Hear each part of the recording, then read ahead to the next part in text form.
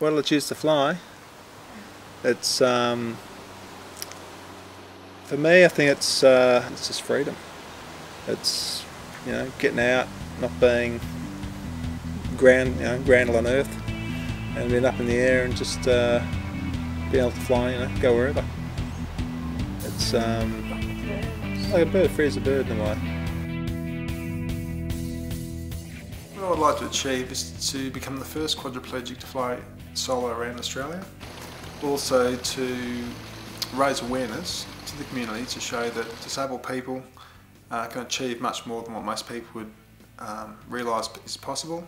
Also inspire others to have a go at achieving their own goals by pushing the personal boundaries, and also promoting an organisation such as the Able Management Group that assists disabled people to get back into life and activities.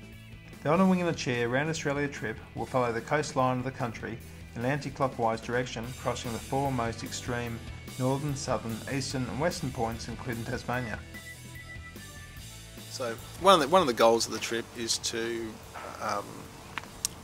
actually educate the community, or, you know, let the community understand that disabled people can actually do a lot more than what most people would realise. So by going to schools and talks with Rotary, I'll be able to change people's perception of possible limitations that they see for someone that's in a wheelchair or disabled.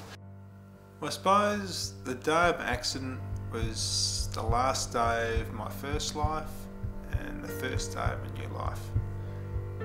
Well, the first thing they told me when I came into hospital was that I broke my neck and broke the fifth vertebrae, which meant that any movement beyond that was going to be very limited.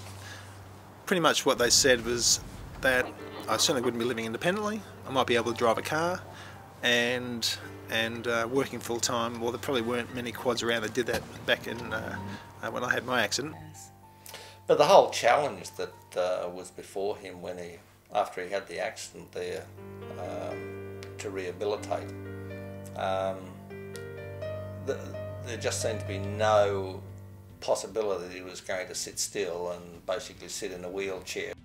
Yeah, when Dave approached me and asked me if he could learn, I knew that there was another disabled person who was a paraplegic who'd learnt, and so therefore it wasn't impossible.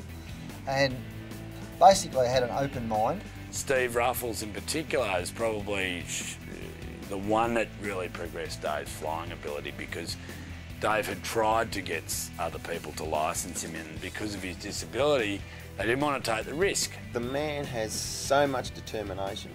He's like if someone tells him he can't do something, he'll do it. When we were about 7 or 8, we used to share the same bedroom, and he was a sleep talker. And it was the middle of the night, and I hear him going, "Victor, Victor, Charlie, Charlie, I'm coming in to land.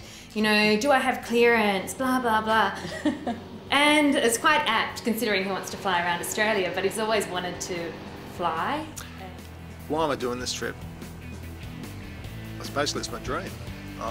Ever since I first started flying, I wanted to fly around Australia. And so, if this trip doesn't come off, sure, I'm going to be extremely disappointed. But if it doesn't happen this year, then, you know, it'll either happen next year, but as far as I'm concerned, it'll happen.